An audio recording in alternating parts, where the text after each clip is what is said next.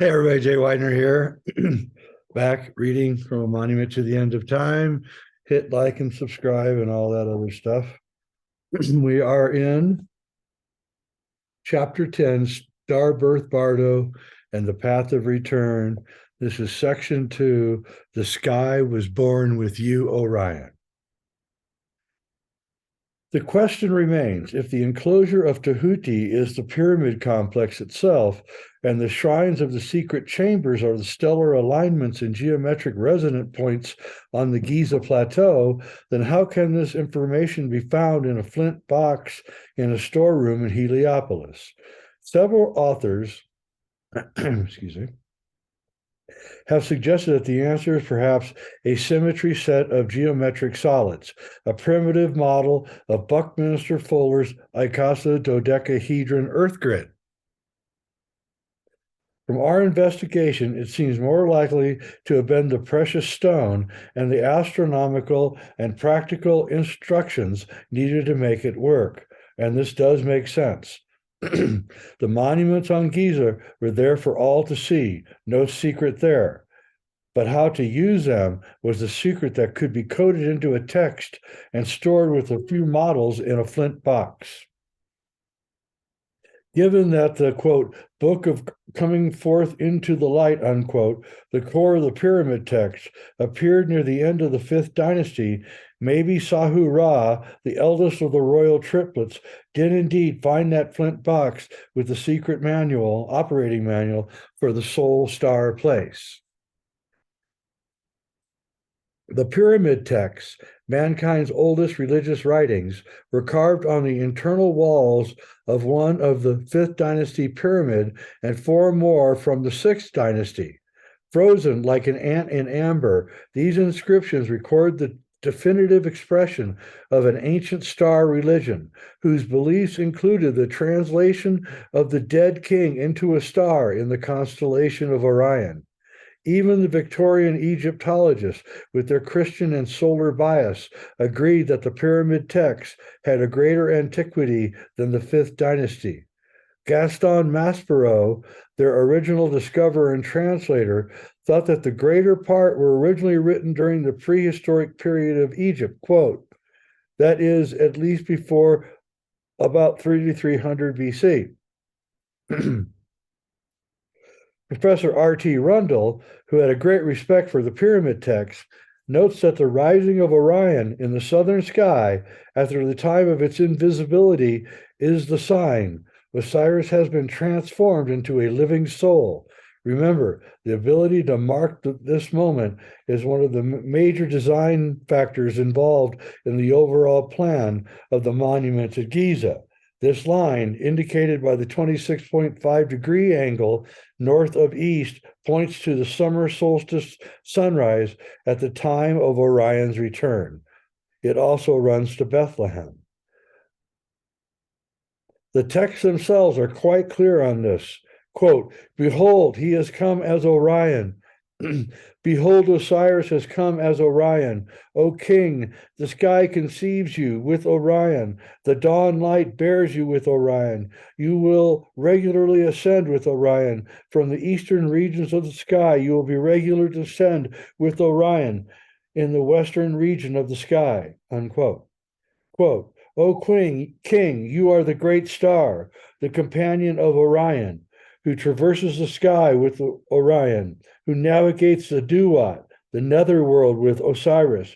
You ascend from the east of the sky, being renewed in your due season and rejuvenated in your due time. The sky was born with you, Orion, unquote. A little further along the same passage, we find an important clue. Quote, I am a soul, I am a star of gold, unquote. Thus the king, as an Osiris, evolved to inhabit a newly born stellar matrix in the constellation of Orion. The Duat, translated as netherworld by most Egyptologists, actually appears to be the Starbirth Bardo field in the heart of Orion. There, the newly immortal king must navigate the Duat as a companion of Orion Osiris. Significantly, the Osiris king announces, quote, the sky is pregnant of wine, the dawn light. Nuit has given birth to her daughter, the dawn light. I raise myself indeed. And that's a pyramid text, unquote. In several places in the pyramid text, a curious statement is made. Quote, the dead king's sister is Sothis, which is Sirius. His offspring is the morning star. That's pyramid text. It's easy to see Isis, Osiris's sister wife, as the star Sirius, which follows Orion in the sky. But to see Horus, Osiris's offspring, as the morning star, Venus, takes a bit of understanding. Until we understand that Venus, rising against the zodiac of the ecliptic, creates a five-pointed star through time.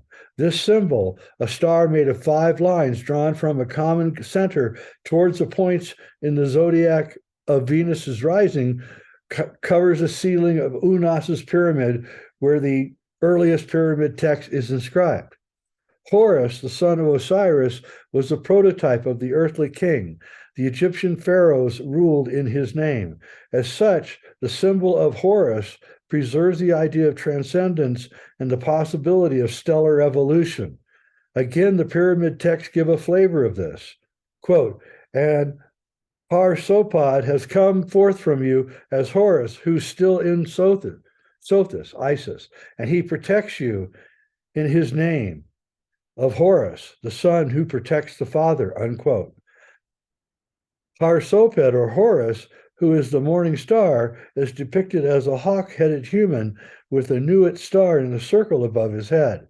If the pyramid texts are truly the operating manual for the monuments on Giza and their evolutionary resonance with the star fields of Orion, then they deserve much more study than they have received in the century or so since their discovery. Others, primarily Robert Bauval in the Orion mystery, have drawn attention to these clues, but Egyptologists and archaeologists have been slow to respond. No attempt has been made to examine other texts of comparable antiquity, such as the builder texts at Edfu and Dendara, for more clues. It is as if this tantalizing evidence of man's early fascination with this vibrantly creative area of stellar birth leads us to a dead end. Perhaps for the academics with reputations to make and preserve, it does. But for the group of mystics, scientists, and esoteric philosophers interested in ancient wisdom, these clues provide a startling evidence of Old Kingdom Egypt's knowledge of the equivalent of a spiritual unified field theory. For them, the monuments on Giza are reminders of humanity's galactic destiny. Let's start with the clue about gold. Quote, I am a soul. I am a star of gold, unquote. Osiris Pharaoh announces. Before we dismiss this as mere poetry, remember that the Egyptian hieroglyphic language was capable of a dense structure of meaning. The, quote, soul at Sut has a precise meaning. It is the wave nature, the flow of the breath of the spirit, the ku, the Hebrew word raush, beneath or breath or spirit, preserves this meaning. In Genesis, we are told that God's breath, his raush, moved across the waters of chaos to begin the process of creation. The sages of On would have agreed, saying that Ra put forth his saw as he rose from the waters of Nun.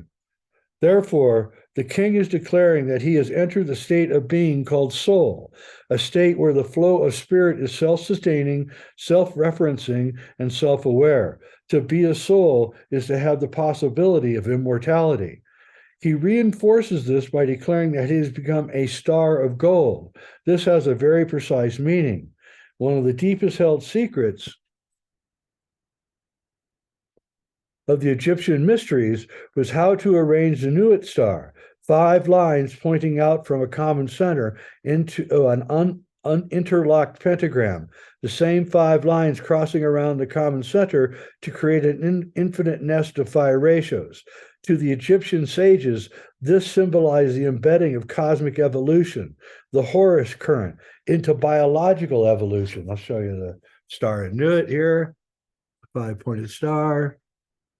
By the way, that's also I believe the hieroglyph for gate or door and star and human.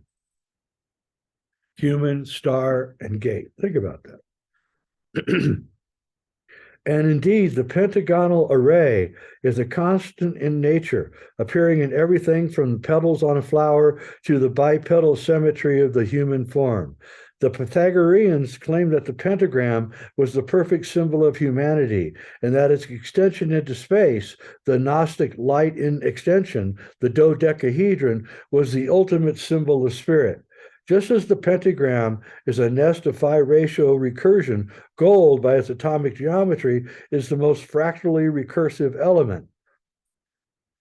The outer D/F electron subshells exhibit a 5-7 symmetry pairing, which gives gold the shape of the perfect dodeca-icasa fractal. The dodecahedron, the Pythagorean symbol of spirit, nests within the icosahedron, the symbol for water, to create a polygon that models the fractally attractive gravity well of our planetary jewel, according to researchers such as Beth Hagen. So the newly king's statement can now be read as, quote, I am a self-sustaining, self-aware being whose fractality is as infinite as the perfect shape of gold, unquote. Suddenly we are on a different level of understanding. With the flash, we see that the Egyptians were not just superstitious priests worshiping the sky out of ignorance. They were spiritual scientists with deep insight into the nature of reality and the physics of immortality. This insight seems to have come from the original creators of the Giza complex, whose ancient sages who wrote down the secret texts and stored them in that flint box in Heliopolis. Whether we consider these ancient sages as part of the lost prehistory of the human race or as visitors from another star system, their interest in gold mining and processing is demonstrated by the ruins and traces they left behind. Zechariah Sitchin, in his extensive revisioning of the Babylonian myths, have suggested that these alien visitors were mining gold to help repair a damaged atmosphere on their home planet. The fractal quality of gold would help increase the gravity of a planet and therefore could help hold an atmosphere. However, even ionized throughout the planet's surface, it's hard to see how even tons of gold would help. Yet the ancient civilization, as shown by Graham Hancock in Fingerprints of the Gods, were certainly deeply concerned with mining and processing gold. If the use of alchemical gold as a technological way to attain immortality suggests that embedding recursion into the blood or into the DNA is the key, then there must be non-technological ways to produce the same effect. The pharaoh did not become a soul by eating alchemical gold alone. He underwent another internal process to become a star of gold, a soul inhabiting a stellar matrix in the heart of Orion. The internal process of building a container for the outburst of transformative energies in the body can only be accomplished by the realization of infinite compassion, literally the oldest trick in the book.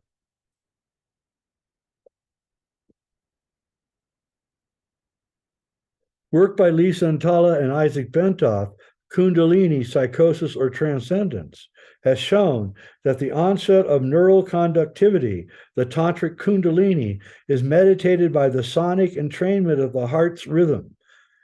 A December 1996 article by Dr. Irving Deredick in Cycles magazine entitled Heart Waves as Fractality confirms their fractal immune identity is a possible solution to chronic illness. Perfect fractality, perfect coherence, and self-awareness produces perfect immunity or near immortality of the body. These findings suggest that by meditating on compassion, feeling the feelings of all beings, the sonic entrainment of the heart's rhythm is braided into more complex and coherent patterns. These complex patterns can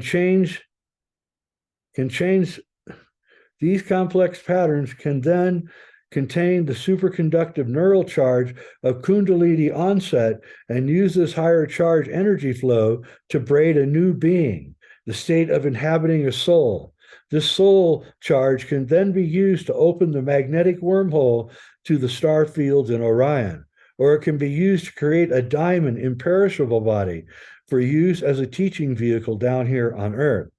From the Tibetan Buddhist tradition comes many examples of the latter use of this implosive soul force. Pabasambhava, who brought Buddhism to Tibet in the 8th century CE, is said to have attained his diamond body in the Ashura cave in Nepal after 3 years of tantric meditations. Something happened in that cave. The whole hillside is still pervaded with an astral intensity strong enough to grow a Tara, the Tibetan Isis image out of solid rock.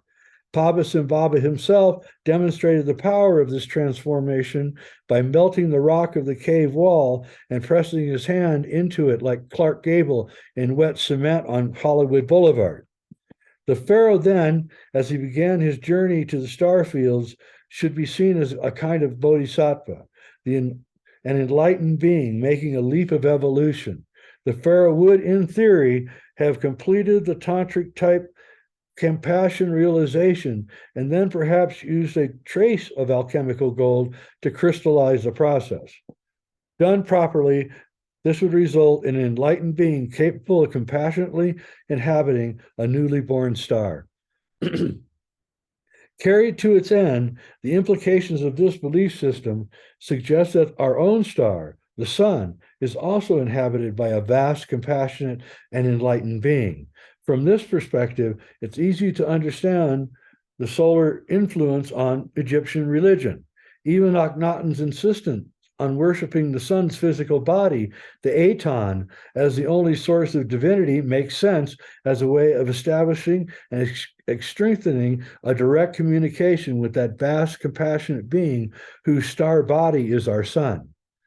The monuments of the Soul Star Place and their hieroglyphic operating manual, the pyramid text, offer solid evidence of an advanced civilization far back in prehistory who understood both the stellar mechanics of our local galactic neighborhood and the psychodynamics of neural superconductivity.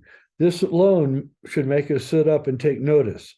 That it does not may have consequences far beyond our comprehension. What happened to the advanced civilization that designed and built these monuments? Was it destroyed in some cosmic catastrophe predicted by its own cosmic clock? Is that catastrophe point approaching critical? Once again, as we have seen from the work of Dr. Paul LaViolette, this may indeed be the situation. Perhaps this cosmic event is meant to be a harvesting mechanism for biologics who have learned to inhabit souls through the realization of compassion. If that is the case, then learning to weave your bardo or transitional body into nicely fractal flows of self-awareness as infinite compassion may just become the ultimate survival skill. The geometry of Giza's monuments and their resonance within the star fields of Orion teaches us that human evolution has a cosmic stellar component. The pyramid complex holds our contiguous memory through the implosion of galactic catastrophe and offers us hope for our own evolution. The ancient star religion believed that sentience was evolving towards ever greater levels of compassionate awareness as living stellar matrix, a coalescing and nurturing of the planetary jewels in hopes of nourishing life, which would in turn evolve towards stellar sentience. And that's the end of that chapter.